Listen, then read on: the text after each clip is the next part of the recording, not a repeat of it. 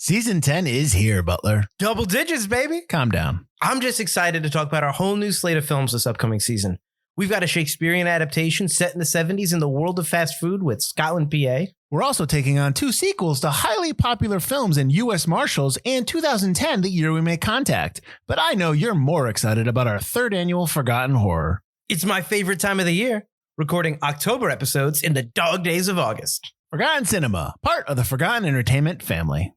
Hey there, I'm Mr. Black. And I'm Mr. Green. And we're a couple of guys who met in a comic book store. Together we host the Pint O' Comics podcast, where we invite listeners to join us to talk about movies, TV, comics, music, or just whatever. Starting very soon, we'll be joining up with the fine folks at Forgotten Entertainment for a special limited series called On the QT, where we talk Tarantino. Every week for 10 weeks, a guest will join us to chat about every Quentin Tarantino movie, from Reservoir Dogs to Once Upon a Time in Hollywood. So join us starting in May 2021. On the QT is available wherever you download your podcasts and is part of the Forgotten Entertainment family. Ooh, that's a bingo.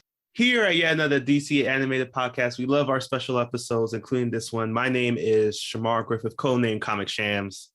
And this is Andrew Tejada, codename Arate. Yeah, so before we did the 16 movies, we did a proof of concept test bonus episode, whatever you want to call it. And this is when we were raw. We were just trying to figure out the format of the show. So in interest of that, we didn't edit this at all.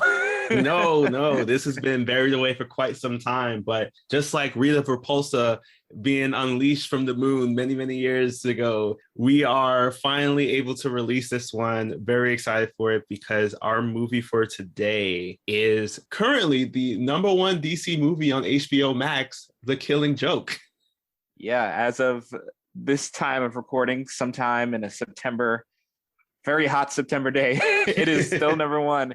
We're not going to say too much because we're going to do all the intros and stuff and explain the movie in this full audio. But we just want to let you know that if it sounds different, if it sounds more unpolished or raw than usual, that's because it is. So we're not going to take up any more of your time. We're going to kick it over to pre-podcast Chamar and Andrew here to take the reins. Pre-crisis. Good luck, guys. Yeah, make us proud. This is yet another DC animated podcast.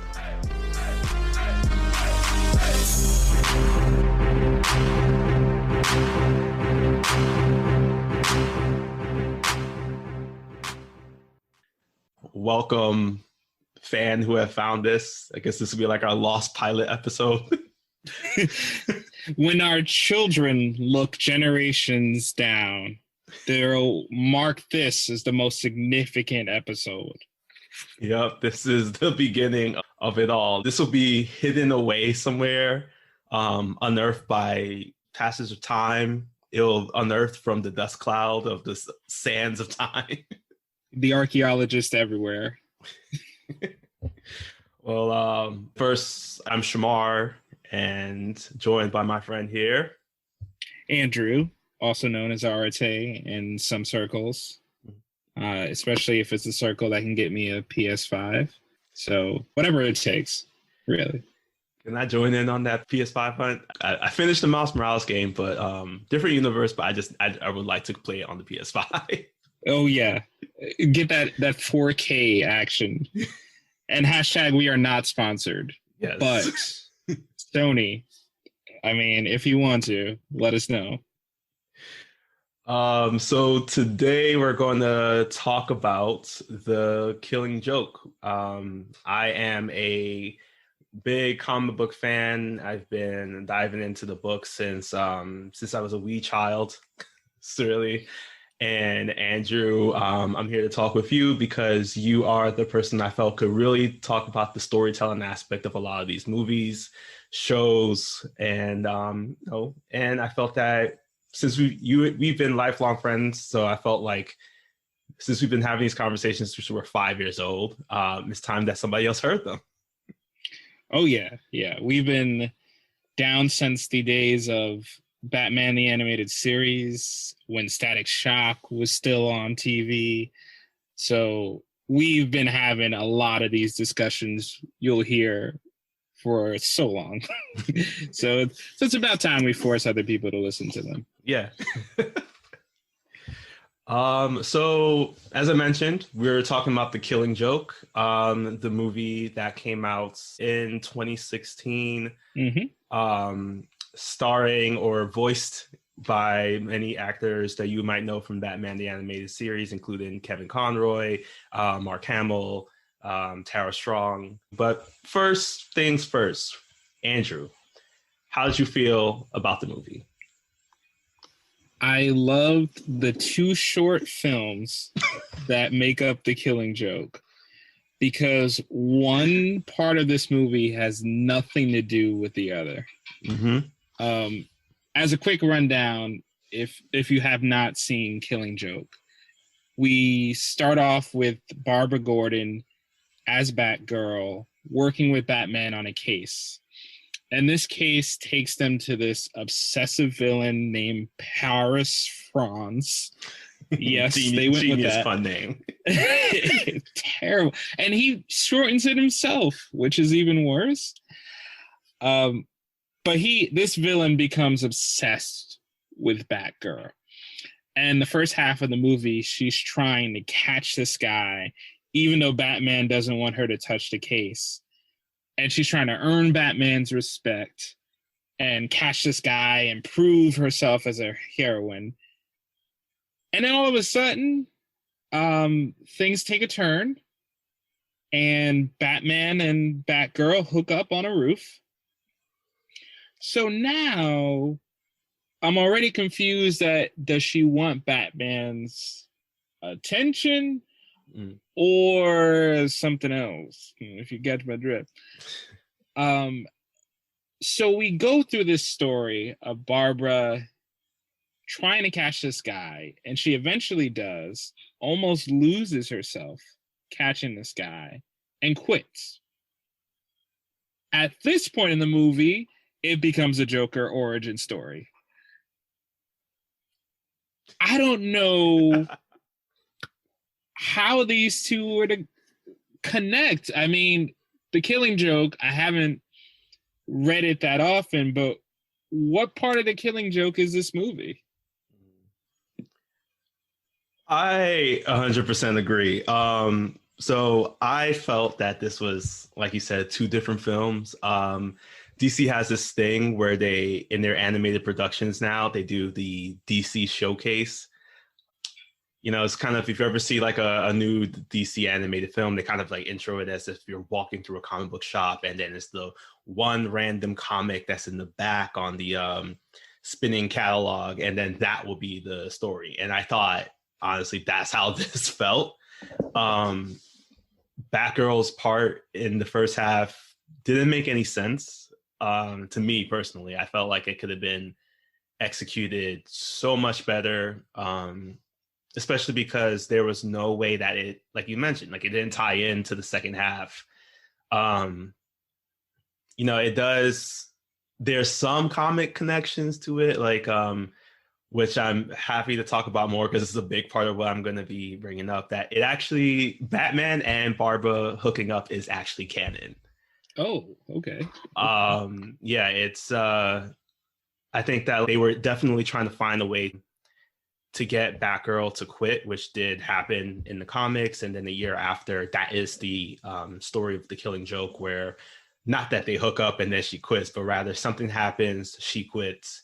And then The Killing Joke starts with Joker attacking her, kind of how it plays out in the film. I think the part of it, the reason why they wanted to possibly add this in was, I think Bruce Timm, who's done the Batman, the animated series, and along with Paul Dini throughout the whole Justice League era, there are mentions of Bruce and Barbara actually getting together. I'll definitely talk about this more in a bit because there is also a strong relationship that builds up between the two of them that's played out here. So I think he wanted to kind of finally bring that forward, but it was just not done well. Like, you're right. Was it his attention, his mentorship, or was it something else?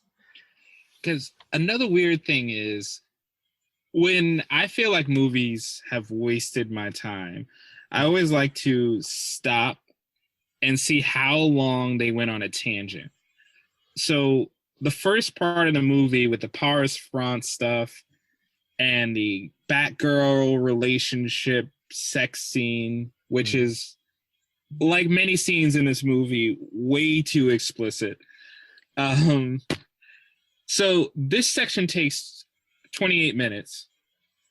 The movie is an hour and 16 minutes. So almost half an hour of that movie is devoted to Barbara and Batman's relationship. And then in the second half, she's in there for maybe 10 minutes. And I'm thinking I'm being real generous saying that. Mm-hmm. So it almost feels like they didn't have the first half of this movie, that they wanted to make the runtime of a standard animation film. And had they been released as two completely different stories set in the same world, and you padded it out just a little bit longer, it could have worked if you would have put some hint of the Joker in the first half. Maybe he hires Paris France because he likes the ridiculous name. But there's some thematic connections about obsession of, Paris obsessed with Barbara and obviously Joker obsessed with Batman. But that's it. That's the only thing that connects these two halves. And it really is jarring to feel like you've been watching a weird Batman rom-com, and then all of a sudden it's a gritty, abusive Taxi Driver knockoff. It really gets weird. So it's always been for Batgirl that she has one of the most interesting origin stories. For her particularly, she first started out as a character on the 1960s Batman television series. Different storyline, but in that episode, she's already acting as Batgirl, costume, has her own materials. The route that I really wish they went with was to go with her true storyline of her fighting against Killer Moth. During that point, she dresses up as Batman, but Batgirl during the costume party. And during that event, she actually saves Bruce Wayne from being kidnapped by Killer Moth. I was really hoping that with the introduction of Batgirl, maybe that they were going this route, because it's something that we've never actually seen in the animated series. It's a wonderful nod to the original's concept of like introducing Batgirl back when they first created her character. Shout out to Yvonne Craig, who passed away a couple years ago, for playing Batgirl and being a true pioneer of female superheroes in television. They were really looking to introduce this character, to get the show the third season, to really kind of build up more of a fan base, and to see now to have it that Batgirl doesn't even have this tie to Killer Moth. And it seems like they just saying that she's been working with Batman for a couple of years. I would assume that they're trying to connect it to the Batman the Animated Series run, but it falls short by trying to create this whole new separate storyline. And 2016, I think, was at the height of the Me Too movement. This wasn't the best time to drop a film like this. It really would have helped to connect with her if she had moments where she was stepping out on her own in a better way, not where she's being coddled and stopped by Batman or by her father from acting upon being the vigilante that she wants to be. It's something that does come up in the comics, but there's still some ways in which they provide her with some assistance, giving her the space and the resources to either fall or something like that. But really, at the end of the day, it's her choice to make that decision of whether or not she wants to be Batgirl. I don't really see that at all happening here. It's just more of I'm angry because Batman won't let me be the partner that I'm supposed to be. I've grown to love Batgirl over the years because, honestly, I feel like she's one of the most compelling characters in the DC universe, and her arc in general has just been truly amazing. And it was kind of bad to see it played out in this way when you have so many other storylines to put forward. Mm-hmm. And I have to highlight, that reminds me two things about Batgirl that I wanted to bring up. One of the things is what you mentioned, is that we have no introduction to her.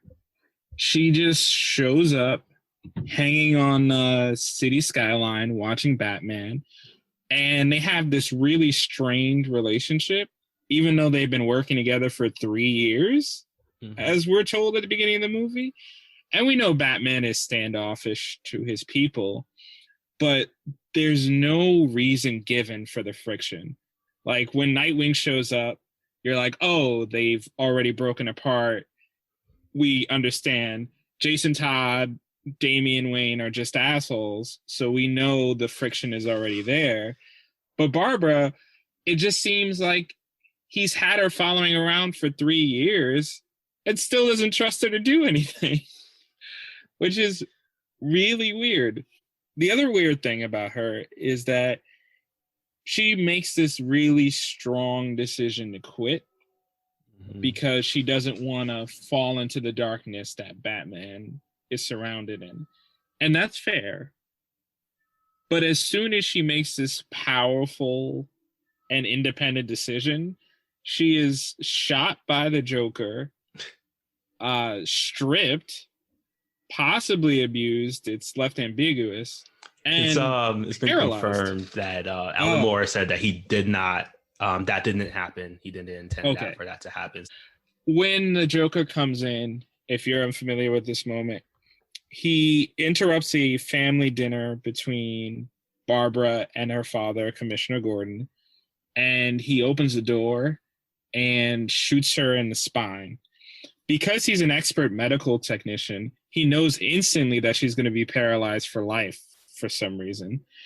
And he takes pictures of her in these states of undressed while she's bleeding, an attempt to drive her father crazy later. He's going to show her all these pictures, and that's going to drive him insane because that's what he wants to do because of his past reasons. Because that's a whole here's other the crime. Just another Tuesday. The weird thing is that when she is finally given agency, it's stripped from her completely. And that's why I agree, like, it's a weird movie to release when the Me Too movement was starting and all these women were speaking out against being stripped of their voices and robbed of their agency. And then you do a movie where you have a heroine doing heroic things, taking responsibility for herself, and then taking away all her power to propel the rest of the plot. Because the second half is really about Batman, Joker, and Commissioner Gordon to some extent, who has not been in this movie up until this point either. So we don't really care what happens to him, honestly. I would have, and this is going to be my quick, if I can make one change section, I would have, knowing fans probably came into this thinking Barbara was going to get shot, I would have them shoot Commissioner Gordon. Interesting. So Commissioner Gordon gets taken out, so it's a surprise to the audience. And the end is about, will Barbara fall into this abyss she was so scared of because of the Joker's actions?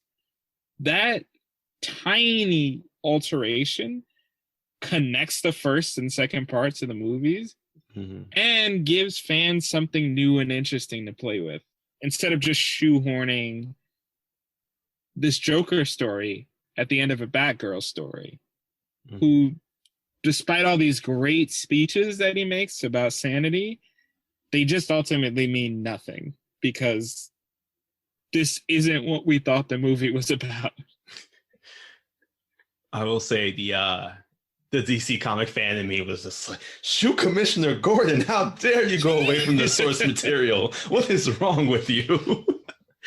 But I do see your point. That would be a really interesting take because it would tie into that abyss. I felt like that was a common theme that kept coming up. And I felt like maybe that's why they wanted to create the first half of the film in this way, to have Batgirl fall into the abyss and keep mentioning that, and then show that Batman will eventually fall into the abyss with Joker following the events of the Killing Joke. Mm-hmm. But I think it would definitely still work. And I'm hoping that we don't piss off any DC fans right now who are just like, they're saying, why would you shoot Commissioner Gordon of all people? Look, if it helps, you can pick your least favorite Commissioner Gordon and put him in Killing Joke.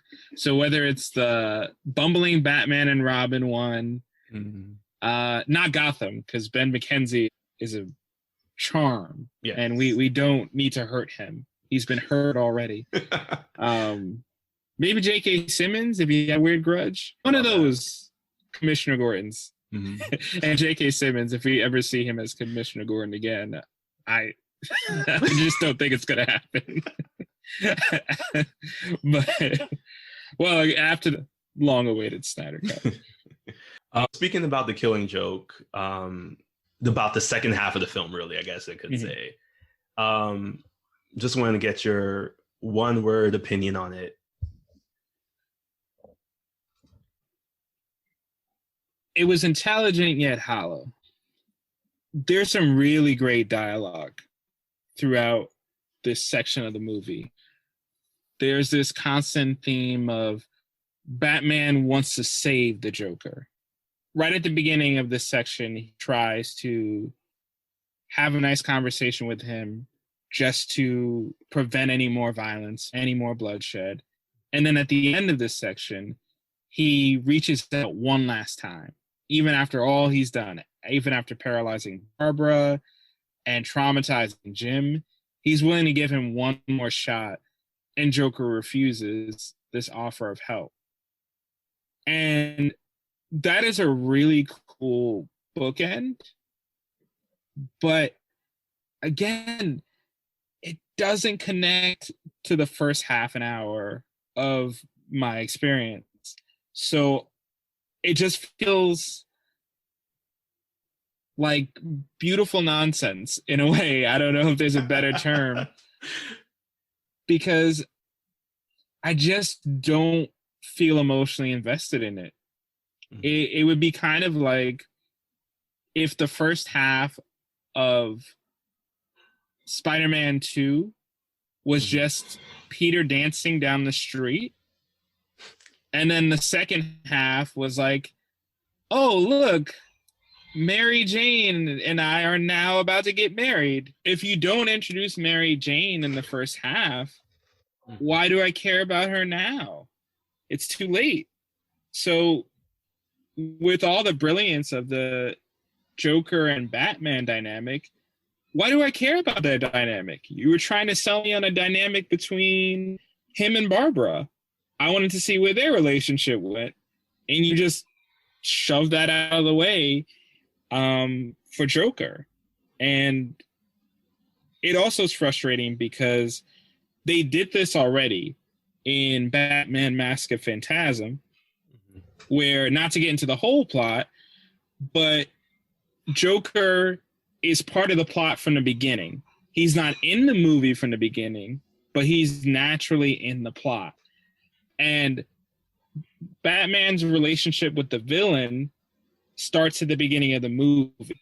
And at the end, he tries to save the villain. That works because we spent so much time seeing him develop that relationship. But here, Joker just decides it's Tuesday. Might as well cause some chaos. And it just doesn't feel connected. And it just makes all these really beautiful words just go nowhere. Yeah, it was two films. That's the way I see it now. And the second half, or the second film, is just wonderfully done. They kind of hit the nail on the head when it came to just, it was a shot-for-shot adaptation for the comic. A comic which was said to ideally not to be adapted in any way, shape, or form. Because there's just so many moments of ambiguity that plays out through the film that they wanted to just kind of like lead that for years and years of discussion and people like us here and now to talk about that. I think also they did a great job. There was some add-ins that they did that we don't see in the comic that I felt really helped to solidify some of the key moments that happened, especially for me in the comic. I don't know if you saw it, but in the very beginning of it, there is a scene in which Batman is standing over the building and there's a sign for like Gotham Storage, and it keeps flashing out to Gotham's Rage. That wasn't in the comic at all, and honestly really for me helped set the tone of a comic that I loved reading. And the dialogue was more or less the same. I will say that the song Looney that was in there is actually in the comic. I had to read through it and realize that, oh wait, they just put a musical score to it, but it's the same dialogue. There was just so many different little add-ins that that made me really think that they did a great job with it. And I think even fans now kind of agree that it's seen as two separate films. The first half is just like, why did this happen? But the second half of the actual Killing Joke, who I will say is really what we needed. All right, so much like the Killing Joke movie, we now have a second half. Our transition is better, I think. Yes, definitely. So we're going to talk about the comic book versus the movie. I just want to point out some similarities. The entire story with the Joker is pulled right from the comic itself. The origin of the Joker was actually introduced back in a Detective Comics number 168, one of the original ones, in which Joker reveals that he actually was the Red Hood, this thief that was operating for a decade prior to that, when that Batman decides to reopen the case when he signed on to become a professor of criminology at I think it was the name, Bayview University, and reopens the case so that a couple of teenagers can see if they can solve it. During that conversation, the Red Hood becomes active again, and the Joker, as a way to make sure that the Red Hood's legacy isn't tarnished by these teenagers solving it, comes out of retirement, dons the costume again of the Red Hood, and then reveals this history of the fact that he was attacked by Batman, and after he got away, that's when he actually turned. His skin color had turned into the way it did. His hair had become green. The origin told here is definitely a darker storyline. It kind of gives more of a better understanding of just like what was the motivations of Joker, donning the Red Hood. But it's the same kind of concept of reaches out to a group of thugs, reach out to him saying they want to get help stealing some money from playing card company. Because playing card companies were loaded in the days and all the flashbacks that Joker goes to his origin story. Yeah, these playing cards were just like real cash cows. I also mentioned that Looney was in the comic as well. I personally didn't know it was a song until I watched this film for the first time when it first came out. So I was kind of glad and also kind of upset that they made it into an actual song. I felt like maybe if it was like a dramatic reading, I don't know, maybe that could have been better. But the differences is really where made the actual Killing Joke part of the film really good for me, because like I mentioned, there's a scene in the very beginning of Gotham Storage with the lights blinking out to indicate Gotham's Rage. I think this ties in a lot with what is the abyss, that Batman and Joker are leading themselves into, with the rage that's building up between the two of them. How does it come to a head? The other thing was there's some added dialogue. One thing that wasn't in the comic, which I thought was really good and actually gave a reason as to why Joker went after Barbara, was that whole scene in which Bruce is on the back computer looking up information about Joker, and just everything's just coming up not known, unknown. And he mentions that we spent so much time fighting against each other. How could I not know anything about him after all this time? And also possibly how does Joker not know anything about Batman? But Alfred pointed out in the film that how does he know that? What if Joker does know something? You shouldn't be underestimating him. And then we get the scene of Barbara getting shot by Joker, which to me was just a really, really well done transition, because it just solidified that moment of just like, how much does Joker know? And really shows that even though these two sides of the same coin are at equal lengths and widths about each other, there are some things that probably just are being still hidden.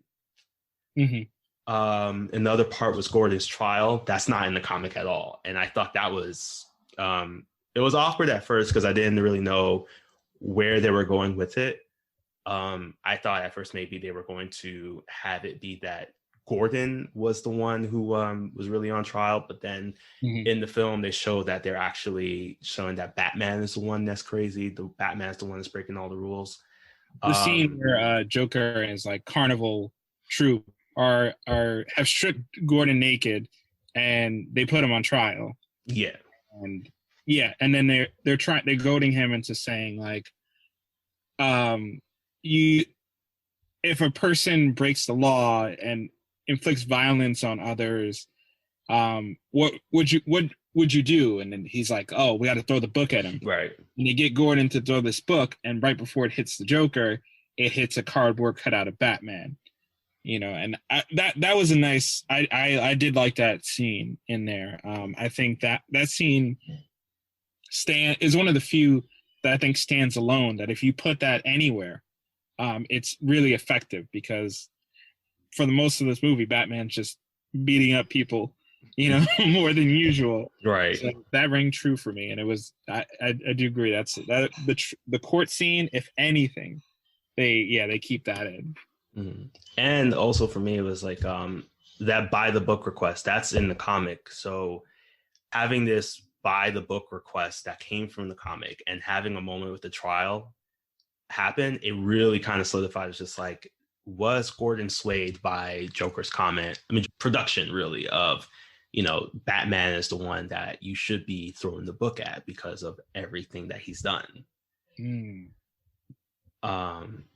So there is just some other like little things that are different that they showed in the comic as well. Just like imagery. I mean, Joker, when he was Joe, he actually jumps into the vat willingly in order to escape Batman. He doesn't fall over. In the comic, it's a decisive choice. Yeah, he's just saying that it's time for me to escape. It's not as exaggerated, and I think that the him falling over kind of like solidified itself through history as kind of one of Batman's mistakes, and that led into the craziness that is his life. But Here we have a moment in the comic of a scene of him willingly jumping into that vat in order to escape Batman. That makes sense, because I think Batman 1989 definitely did where Batman knocked Joker in. Or like he was trying to catch him, but it was too late, lost his grip. And I think also the last season of Gotham, whose Joker story gets way too complicated, but at one point someone falls into a vat of acid and comes out as Joker. Again, trying to explain it, I'll need like a bunch of like red wires and a bunch of photographs on a wall. But I bet that's why they went with he trips and falls, because I think mass media had promoted this idea that it was an accident. He was this goofy guy, and Batman's inaction or action, if you want to call it either, is what turned him into the Joker, and it's a direct correlation. Yeah, and I think that also having him fall over kind of knocks in the his point about the one bad day. Like, here's an accident. In the comic is shown as a willing choice. So if it solidifies the Joker's kind of method of just, I'm here because of crime to show you how one bad day could lead into someone becoming like me. Seeing him fall over, and I know that with Batman 1989, that was influenced by this comic. That scene, I think that having him fall over kind of solidifies, like you said, the diving into darkness, really. The other thing too was the shot of the room in which Batman and Joker are fighting. That's not in the comic either, and the this upside down, it was like an upside down kitchen that looked vaguely like Joker's apartment in flashbacks. It was a fun set piece of him, like he rips a chair off the ceiling and uses it to hit Batman. I think that was a nice way to tie in his past being upside down. And having it literally be upside down and weaponized against Batman. Like Joker chooses to weaponize his past and use it to hurt people instead of Batman, who uses his past to, well, he also does hurt a lot of people, let's be honest, but his goal is to protect people by hurting people. Yeah, I mean, there's a difference between, I guess, hurting them by killing them and hurting them by just putting them in traction and disability for a bit. Like I said, two sides of the same coin, honestly. But yeah, that was really kind of my comic book pickups. I also want to throw in, I did my one change earlier, but I'd also like to introduce a second section called Missed Opportunity. And when Joker's on the loose, he's kidnapped Gordon, and Batman is looking at Joker in the cave. At one point on the Bat computer, you can see a split-second image, and I froze it because I don't know, I was in this state, and I see Jason Todd beaten with the crowbar. And we all know the story. Joker beats Jason with a crowbar, blows him up, and in a lot of versions of the story, he comes back as an anti-hero after his experience. So the huge swing I saw there was if they could have tied that somehow to why Batman keeps Barbara at arm's length, if they could have just thrown in a more explicit mention, like, last sidekick I had got blown to hell by the Joker, I put him in Arkham for that, and now when you see this distance between him and Barbara, I'm like, oh, I get it. I instantly get it.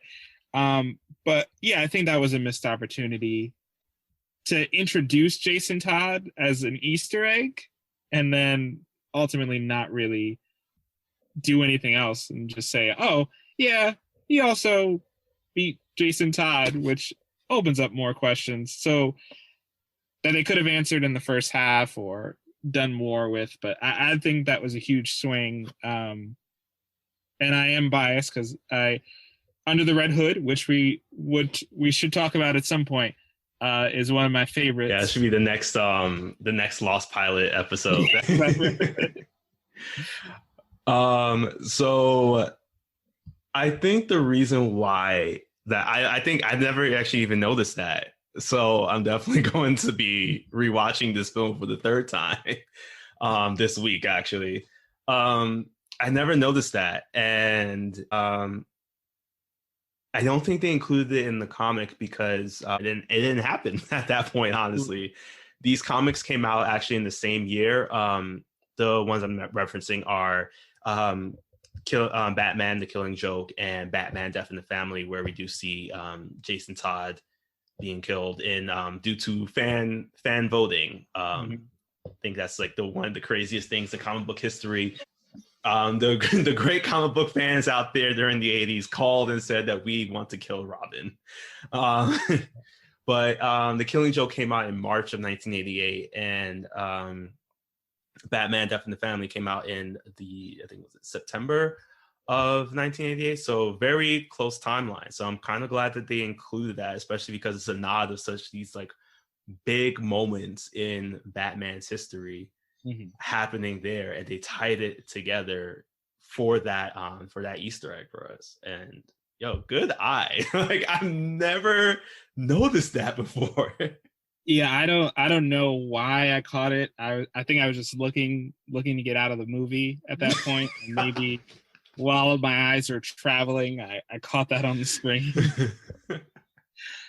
And I want to throw in this disclaimer now that we're mostly through. I love DC films. I really do love DC animated films, but which is why I was so disappointed in this one, because I just did not feel like, I felt like they wanted to do a cool adaptation. Yeah. And if it had been a half-hour special, it would have been great. I mean, we had Mark Hamill back as the Joker for this after he said he wasn't going to do it anymore because of the strain it put on his throat.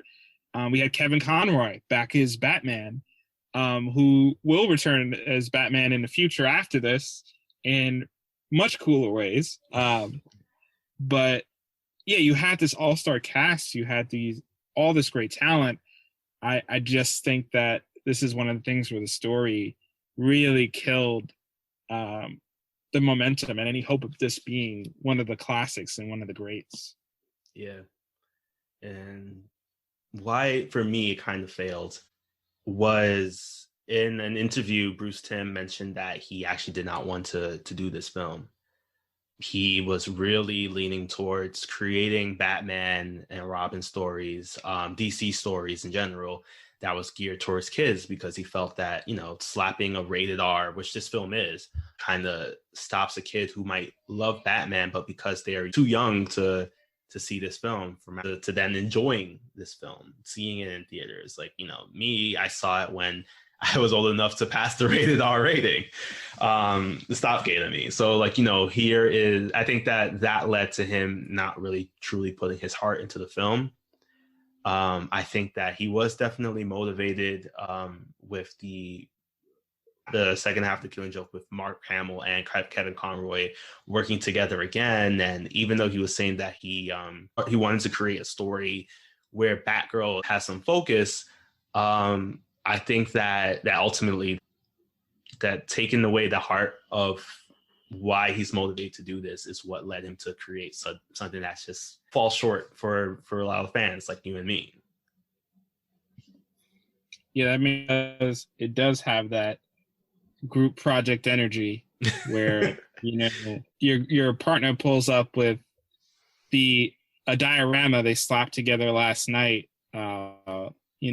at 1 a.m. and you have a 20-point PowerPoint presentation with graphics, video, links, and it just feels like someone worked a little bit harder than someone else here. So what is your interpretation of The Killing Joke? The joke at the end that Joker actually tells to Batman. There's some theories behind it, but the joke that Joker tells in the very end, after the final confrontation between Batman and Joker, this seems to be it. This is the moment that Batman has speaking about in the beginning of the film, and Joker gives this joke with this punchline. Yeah. So the joke, we won't go into the full joke here because honestly, you should just watch it. We can't possibly do it justice by just talking about it. But it revolves around Mark Hamill at all. So I could maybe do a Ledger Joker, but no, not a Hamill. No way a Hamill.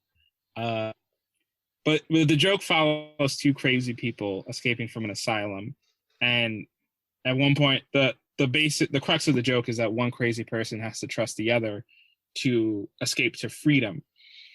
So this time around, when I listened to it, I was trying to figure out between the two of them, because one of the insane people in the joke jumps over the gap, and the other one shines it back and asks, come on and follow me. So this time I listened around, I was trying to figure out who jumped over the gap. Who's trying to shine the light back? Is it Batman trying to shine the light back and by saying, come on over here to sanity? Come across this beam and I can take you, I can save you. Or is it Joker trying to get Bruce to jump over that gap and become insane? And this time around, for one reason or another, I felt like it was Joker who was holding the flashlight and telling Bruce to jump, because just going back to the whole theme of this whole movie is about the abyss, and in the beginning of the movie, Bruce has a long speech about how he is in that space where he's almost in that space where he doesn't care anymore, and I feel like Joker has found a way to escape from the consequences and the caring of his actions. And he wants so badly for Batman to just jump over and be with him, so he doesn't have to be alone on that ledge anymore. And Batman, well, we don't know what he does at the end because the ending of the movie is ambiguous. So we don't know what his reaction to it. We don't know if he plunges into the gap and abyss with him. We just know that he laughs at the joke. So I interpret it as Joker's final attempt to try to get Batman to fall into madness. Yeah.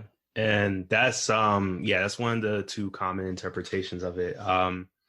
Since you did such a great job of speaking about that one part, I'll lift up the one about Batman actually being the one that jumped ahead.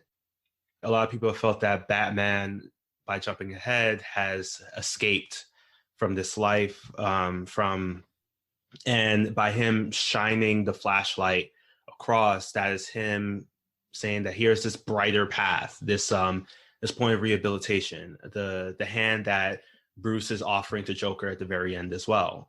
But Joker feels that he will fall because of it. He now has to accept his actions, his past, something that resonates a lot through the comic and the film, of just because he speaks a lot to forgetting about his past, because that makes life so much easier, why he feels so much better about the choices that he's making, the dangerous choices, the sociopathic choices. Him following along with that path means that he will feel the guilt and remorse that comes from everything that he's done, everything that he's experienced. And what's worse, the part about him falling, about Batman turning off the light, will be him interpreting that Batman will then forget about him. He'll leave him in Arkham. He will let him rot, basically, for everything that he's done, because what can he do at that point? And I think that this tends to come up a lot through conversations about Batman's style of catch him, lock him up, and then rinse and repeat. There are very few comics and shows that show Batman going back to speak with the villain that he has put into Arkham Asylum to see how their rehabilitation is going. So maybe there is some logic behind why Joker's afraid that Batman will leave him behind. Having that interpretation made me kind of open up to that a bit more after watching this film again, because right at that scene, Batman is offering that hand, and Joker is just like, we've done this. You keep talking about rehabilitation, but I talked to Two-Face and you haven't seen him since, 3 weeks ago. What's going on, man? Why you ghosting people? So and I think that's where it that's what I love also about The Killing Joke, because like you said, it's so ambiguous about what happens in the end, because we don't really know. And Alan Moore made sure that we will never know. There's a copy of the script that was posted online of when he first started drafting The Killing Joke. And there's a note at the very end of don't let it, and for people, for a visual effect, it ends with the two of them laughing, and then it pans out to a shot of the ground during this, this heavy rain, and the ground just fills more and more up with some water as the police cars have the sirens on and coming by, but then everything quiets out. So the ending, a lot of people have wondered, does that mean that Batman has, going on with that first interpretation you said, fallen into the abyss? And has he killed the Joker? Is that why it's called The Killing Joke? Or is it just for me, what I saw it as is more of a passage of time? Because it starts off with this patch of ground that's still there, but then as you see the lights turn off and everything, it's the ground is completely full of water, showing that the rain has been falling for some time. But I'm also open to there's a possibility that Batman did kill the Joker at that point, and that would really put a stamp of what the Killing Joke is. Did Batman fall into the abyss, or are they just going to continue on with their lives, fighting the good fight, which actually isn't a good fight? A lot of collateral damage. Right, exactly. Yeah, I used to think that now I'm going to take the opposite. I used to think that Yes, I've completely changed your mind. I've completely been changed. I've converted. I've jumped over the gap. Yeah, because there's a line Batman says before the ambiguous ending where Joker is like, "Why aren't you laughing? Why don't you see the funny side of all this drama and everything that's happened?" And Batman attacks him back with, Gordon didn't break. Maybe it's just you. Maybe it's just you who breaks from just having one bad day, and everybody else is a normal, and you're the abnormal one. So I think that statement was him saying that, like, I had this bad day too, man. Trust me, I had a bad day, and what I'm doing isn't like normal, but I'm not you. Right. No one is going to be you, and you can't make another you. And you can try to make a Harley, you can try to break Jason. I have some things to say about yeah. But like, no one's going to be exactly in Joker's headspace. Mm-hmm. No one's going to be him. He can get people close, he can drive people crazy, but Joker's ultimately always going to be on that limb by himself. Mm-hmm. So I think that's what Batman was trying to say, like, you're alone here. Mm-hmm. So you can either come over here or we'll just do this again.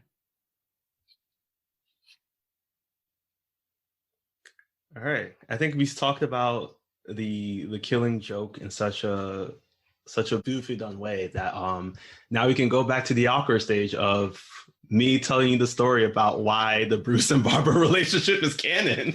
Yes. Why it's your coworker's daughter, dude. Like, right, exactly. I have so many questions about it. So I just want to first start off with the history of Batgirl. As I mentioned, she was first introduced in the Batman 1960 series as the daughter of Jim Gordon. She at that point was a mid-30s-year-old librarian. Mm-hmm. In the episode that she premiered in, she was set up on a date with Bruce Wayne. As you do. Mm-hmm. And they were about to go on this date until, unfortunately, she was kidnapped by the Penguin. Bruce as Batman and Robin, who, another plot point was that, like, Robin at this point received his driver's license, so he is now able to drive the Batmobile. They go out to try to see if they can find her. Unfortunately, during the events as well, Alfred gets kidnapped by the Penguin, and Barbara escapes, dons her own Batgirl costume, saves the day. So there is the beginning part of the potential relationship between Barbara and Bruce. Mm-hmm. Eventually, though, I think they kind of abandoned that idea a bit. But then it gets reintroduced in the Batman the Animated Series. I guess Bruce Timm was a very big fan of of the 1960 series and this possible relationship between the two of them. So I believe it was in Batman Beyond or in Batman the Animated Series. There's this kind of like iconic picture that always flashes in my mind of Bruce and Barbara together. During that point, they reference that a relationship did occur.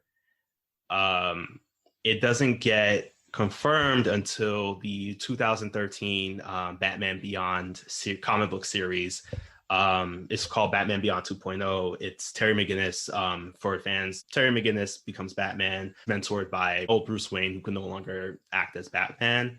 In this Batman Beyond 2.0 comic, Barbara Gordon is the police commissioner, and Dick Grayson comes out of retirement somehow and is now mentoring Terry McGinnis. During that point, they kind of delve into the relationship between Dick Grayson and Barbara Gordon and why it all kind of fell apart.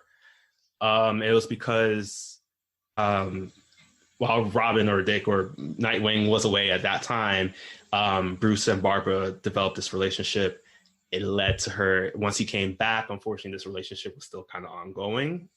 The relationship also led into her becoming pregnant. Ooh. And in probably the funniest thing I've ever seen, Bruce, when she tells him the news, Bruce automatically just says, well, I'll have to congratulate Dick. And she was like, I'm actually 7 weeks pregnant and he's been back for 3. Oof. Oh. Bruce tells Dick, they get into this huge fight about it. But then in the Batman Beyond 2.0 comic, they confirm or at least hint at the fact that this pregnancy led into a miscarriage. I haven't read much of it, so I don't really know like where did they go with it after the fact.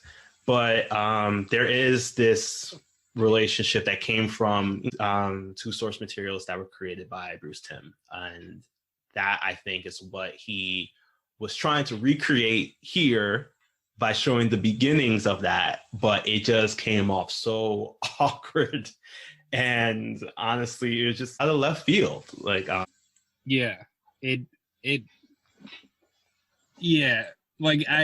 that makes sense now.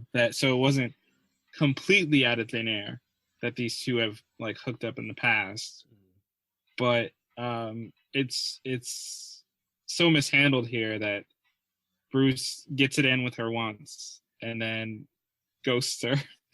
That's in the movie. He ghosts her after they hook up, and she's like, "It's just sex," and I'm like, "What? Am I watching a Batman movie still? What is this? Gossip Girl? Is this Gossip Gotham? Like, what are Gossip Gotham? Yeah. Like, I will actually watch that show. You know, I'm not even gonna lie. Oh, that show is also, that's called Pennyworth. No. No, Pennyworth, guys, is so dark. It's much darker than Gotham. But we that's a big digression. Well, all that to say is, yeah, if there was some tension or anything about the relationship, even if they had just said like her dad wouldn't approve, something would have worked. But yeah, this relationship seemed like a lot of angst from Barbara's side, and Batman was just like, no, all right, one time, no, like that was his arc with this relationship. And yeah, it's not a good arc. No. I will say though, I did love having her friend who was talking with her in the library. It was kind of like having me there listening to these questions and felt like, wait, I'm sorry, this is the life you chose? This is what you decided to do?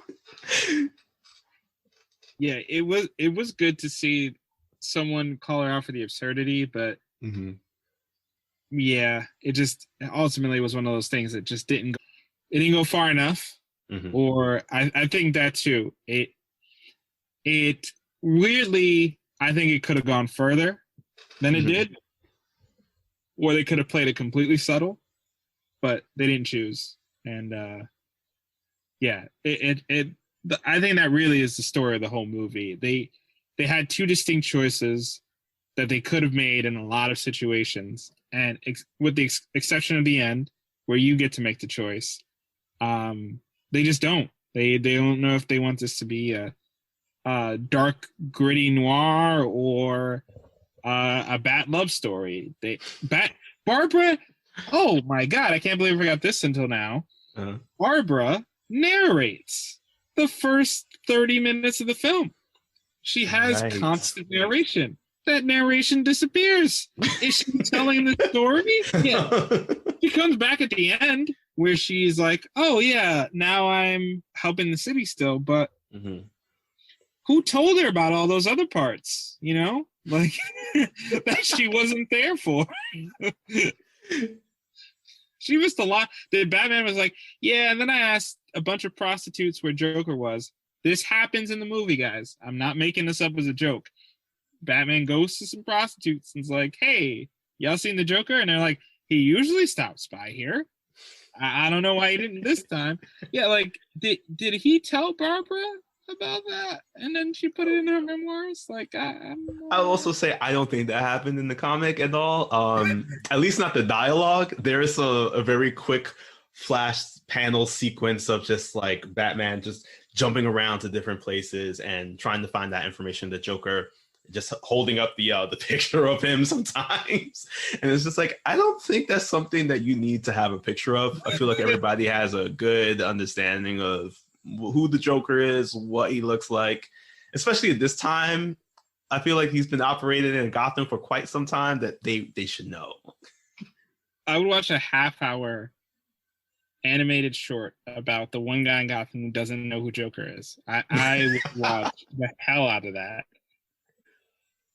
And I'd have a ball. I know I'd have a better time than I did. All right.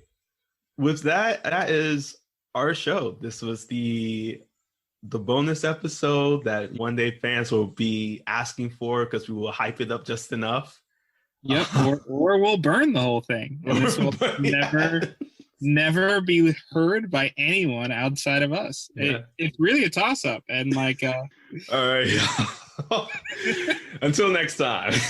Yes. Now that we finished talking about our DC film, here are some recommended readings for you to pick up.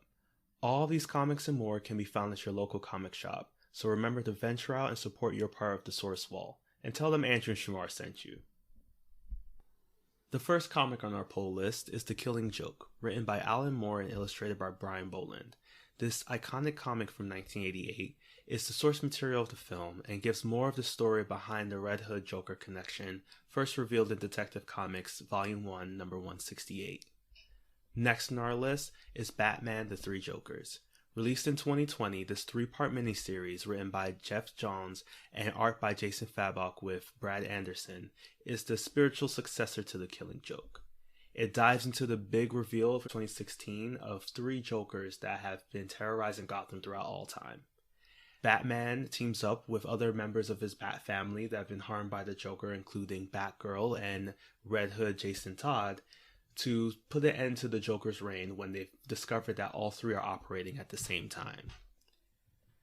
The last book on our list is Batgirl Year 1.